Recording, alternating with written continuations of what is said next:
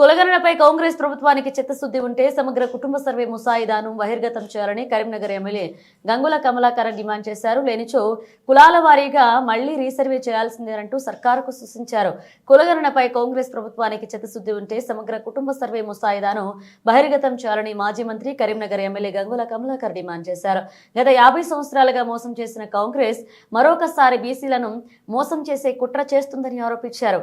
కరీంనగర్ లో పార్టీ నాయకులతో కలిసి మీడియా సమావేశంలో కమలాకర్ మాట్లాడుతూ పార్టీ పరంగా 42% రిజర్వేషన్ కాదు, చట్టబద్ధతతో కూడిన రిజర్వేషన్ కావాలని డిమాండ్ చేశారు. 3,50,00,000 మంది నుంచి 4,10,00,000 ఎక్స్పెక్ట్ చేసినాం మనం. 4,10,00,000 నుంచి 2015 వరకు లెక్కలు చేస్తే కనీసం ఇంకొక 15 ఏ లెక్క తీసుకున్నాగా 4,25,00,000 మంది తెలంగాణ జనాభా ఉండాలి. మీరు ఏ లెక్క తీసినా, సెన్సర్ చేసినా, ఏది చేసినా కూడా ఆ రికార్డు చెప్తున్నాం. కానీ వీళ్ళు ఏం చెప్పారు, 3,50,00,000 మంది 2019 కాబట్టి 3,70,000 మందిని తీసి మామా ఇచ్చారు. 2014లో కన్నా కేవలం మనకు 2-3 లక్షల మందిని ఎక్కువ చూసేసి రావాల్సి అంటే తెలంగాణ రాష్ట్రం యొక్క జనాభాని మొత్తం తగ్గించేసింది. ఎందుకు తగ్గించిందంటే ఈ జనాభా పెరిగిన కొద్ది బీసీలు పెరుగుతారు కాబట్టి అందుకే మొత్తం జనాభాని చంపే ప్రయత్నం చేసి ఈరోజు 4,20,00,000 మంది ఉన్న జనాభాను 3,70,00,000 మందికి తీసుకొచ్చింది వీళ్ళు. ఆ జనాభాలో ఎక్కువ శాతము బీసీలను మొత్తాన్ని కూడా కథం చేసారు. దాంతో కులగణన మొత్తం చేసేసి 2000 ఎవరు చిన్న ప్రతి ఇంటికి పోరని లేపి అరే మీ జనాభా ఎంతంటే బీసీలు 52%, తెలంగాణ 53%, 51%, 54% అట్లా అంటారు. కానీ ఎవరు 46% ఎవరు అనలే ఇంతవరకు. ఒక రాష్ట్ర ప్రభుత్వం మాత్రమే 46% అని చెప్పేసి మామూలు అన్యాయం చేయడం కాదు, బీసీలను అవమానం చేసిండు. ఈరోజు అవమానం చేసిండు. ఏం అవమానం చేసిండు, జనాభా లెక్కలలో మీరు అనర్హులు రా అని చెప్పేసిండు. బీసీలు జనాభా లెక్కలో అనర్హులు అని చెప్పేసి 46% చూపించారు మీరు. ఇవన్నీ కాకి లెక్కలే, 100% కాకి లెక్కలు. ఎవ్వరు చెప్పినా కాకి చెప్తారు. ఊళ్ళలోకి జనాభా ఏంటంటే కూడా చెప్తారు. ఇది ఒక్కరు వయసుకం.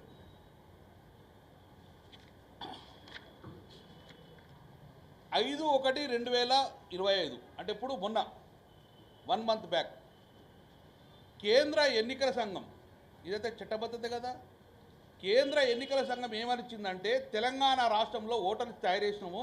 ఇదో మీ జనాభా ఈ ఓటర్లు 3,30,00,000 మంది ఓటర్ల లిస్ట్ ఇచ్చింది. ఓటర్ లిస్ట్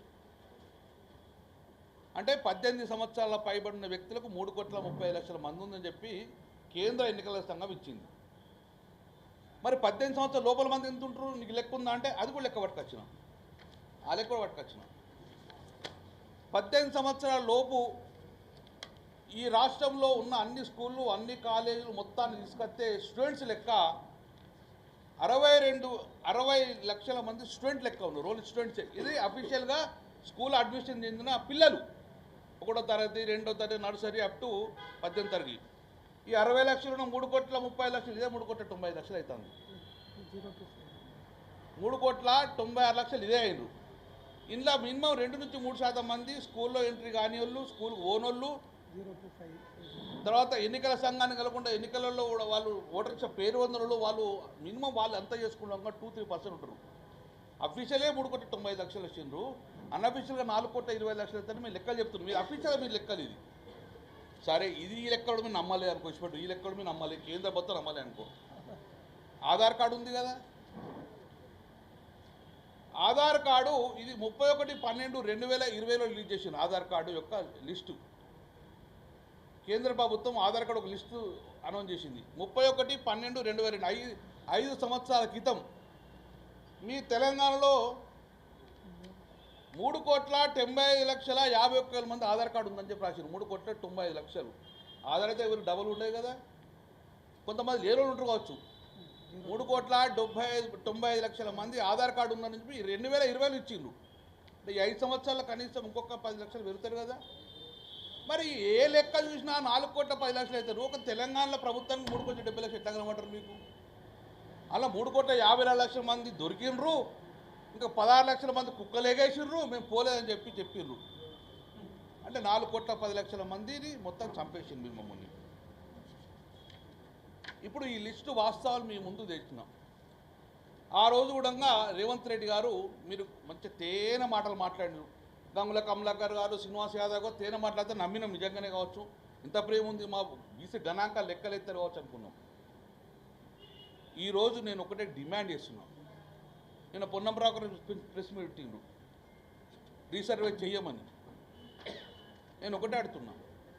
రీసర్వే చెయ్యము, కానీ ఎవరైతే మీరు నమోదు చేసుకోలేరో వాళ్ళ పేర్లు నమోదు చేసుకోమన్నారు. ఎవరి దగ్గర ఉందా లిస్టు నమోదు చేసుకున్న పేరు? అసలు 3 కోట్ల మీరు ఎవరైతే 54 లక్షల మంది లిస్ట్ ఏది? అందులో నా పేరుందా?